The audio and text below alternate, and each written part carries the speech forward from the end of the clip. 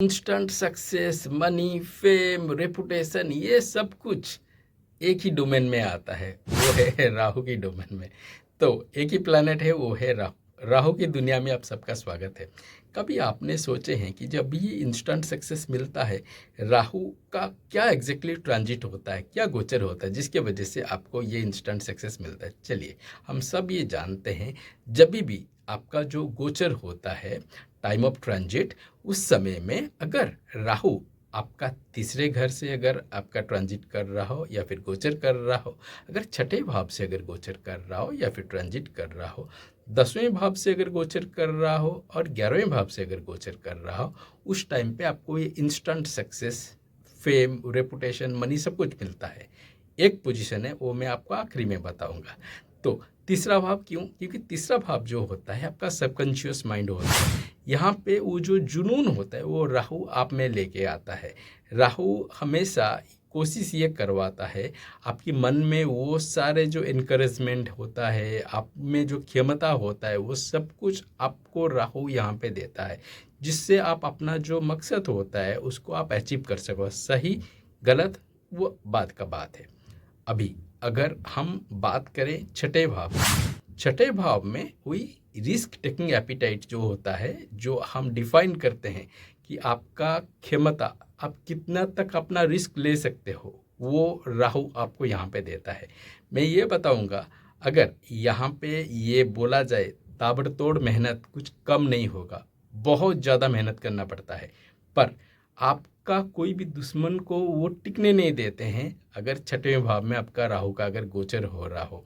और बात यहाँ पे है, जो छठे घर के जो राहु होते हैं वो शायद ज़िंदगी में उस ऊंचाइयों को जाके पहुँच पाते हैं, शायद कईयों का वो बस एक सपना ही होके रह जाता है। ये एक छठवें भाव का राहु का अपना एक ख्वाबी है। और एक बात है, अगर आपका 10वें भाव जो आपकी आपकी कालपुरुष कुंडली में, जो कि आपका सूर्य को मतलब हम मानते हैं, सूर्य के वहाँ पे वो पोजीशनिंग होता है, तो वहाँ पे 10वें भाव का जो राहु होता है, आपको अपनी प्रोफेशन में, फेम, कैरियर, इस सब में आपको बहुत ज़्यादा एलिवेशन देता है। पर बात यहाँ पे आता है कि जब भी कोई चीज़ को आपको मतलब मिलना होता है, उसके लिए भी आपके साथ और भी बहुत सारी चीज़ों का आपको सेक्रीफाइस भी देना पड़ता है। इसलिए 10वें भाव में आपको आपका सारे एम्बिशंस वगैरह वो अपने आप ही पूरा मतलब फुलफिलमेंट के तरफ होता है, पर आप में वहाँ पे लाइफ में बहुत सारी चीज़ें खोते भी हैं।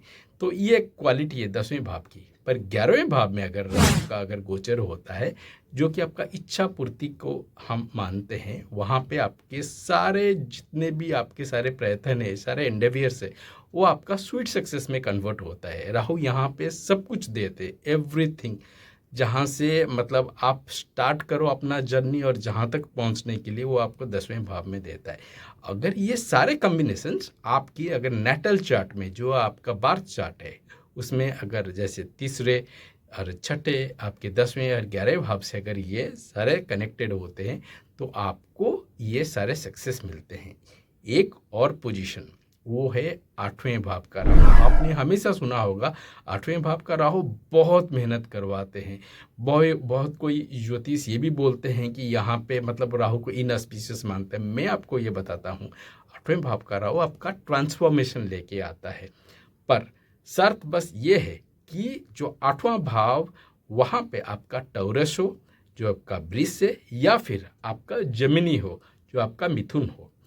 हालांकि जेमिनी और मिथुन बाकी सबके लिए भी वही लागू है, तीसरे, छठे, 10वें और 11वें के लिए।